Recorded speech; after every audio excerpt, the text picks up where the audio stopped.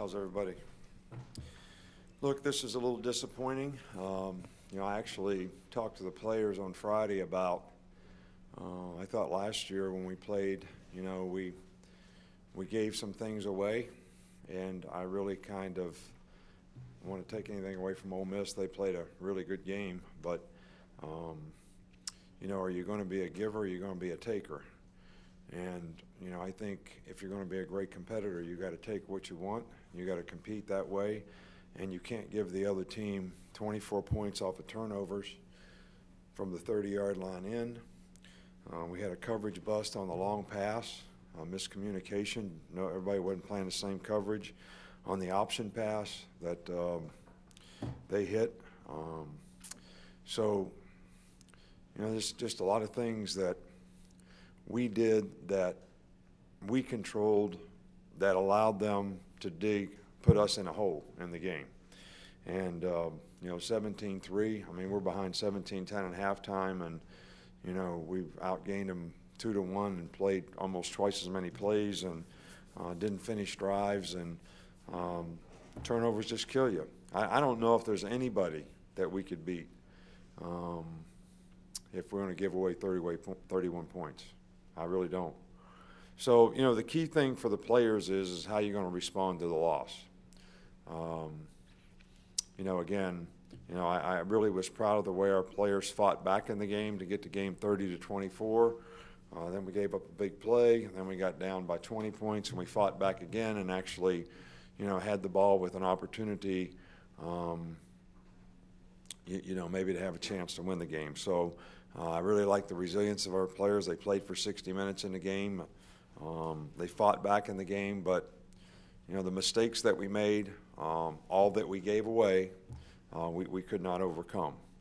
Now, I don't really want this to sound as if I don't think Ole Miss played a really good game. I thought they played a really good game. I think they have a really good team, and I think they deserve to win this game, and they outplayed us. But that's just the fact of the matter. What went into the decision to start Cooper Bateman, and also how do you think that affected the team's chemistry to start? I'm sorry? What went into the decision to start Cooper Bateman at quarterback over Jake Coker? Well, we have had a lot of confidence and played both guys throughout the course of the season. We had some things in the game plan early that, the quarterback was going to pull the ball on and do some things. So we thought, Cooper's speed would be a little bit of a sort of a, change of pace for them, a little bit of element of surprise. We knew that we were going to play Jake in the game. Jake knew that he was going to play in the game. So, it's like the first two games. I said we're naming who's starting the game. We're not naming a starter. And that's basically what we did today. I thought Jake did a really good job when he did come in the game, competed, played well, made a lot of plays. Sure he's got a few that he wishes he had back. And I thought Cooper did a good job as well. But I really don't think that had anything to do with Cooper did throw an interception early in the game, but, they got 17 points off of turnovers. It had nothing to do with the quarterbacks. So, that was the hole that we got ourselves in. So, that was the reason that we did it. It looked like there were maybe some miscommunications on the interceptions thrown with the quarterback receiver. What did you see there? Well, I think the one that Cooper threw probably was not a good judgment to try to get in there.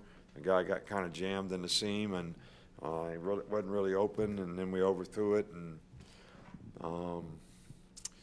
I think on a couple of Jake's, I think that, there may have been, but, on the one, the guy just made a nice play and broke on the ball, and they were playing zone, and I don't think there was any miscommunication on it. So, look, guys, we just got a lot of things we need to do better. Obviously, when you have 5 turnovers in a game, it's kind of hard to win, especially when you didn't get any.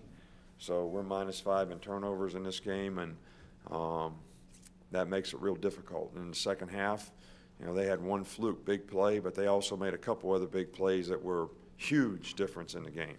and the bust on the long pass that was reviewed was huge. You ended up, the team threw the ball 58 times today. Was that a result of just kind of taking what Ole Miss was giving you or falling behind? Like, what would you kind of attribute to going so heavy on the passing game today? Well, we didn't start out the game that way, but, you know, when you're behind 20 points, 17-3, you know, we were behind 20 points at the end of the game. So, you know, from the middle of the third quarter on, we were in 2 minutes. So that's what I attribute it to. I mean, it was the circumstances in the game. It wasn't the game plan. It's the only way we had a chance to get back in the game and win. It looked like you talked about some of those busted plays in the secondary. They were kind of targeting Marlon. Do you think his inexperience was a factor today? Busted plays in the secondary. We had one busted play in the secondary. What other play are you referring to? I mean, he missed a tackle late on the edge a couple times, and there were Those are missed tackles. They're not bust. You think They are what they are. You know, I mean, Gino got cut one time and lost contain. So we need to play those things better. I mean, we worked hard on some of the things that they did, and they do a great job of executing their offense. Their quarterback played very well. You know, we batted some balls down early, which was a big thing that we wanted to do. You know, they have a run-pass option on just about every play that they run. And I thought we did a good job on defense for a while, but then we gave up big plays in the second half, and that was critical. Okay. Thanks, Coach. All right, thank you.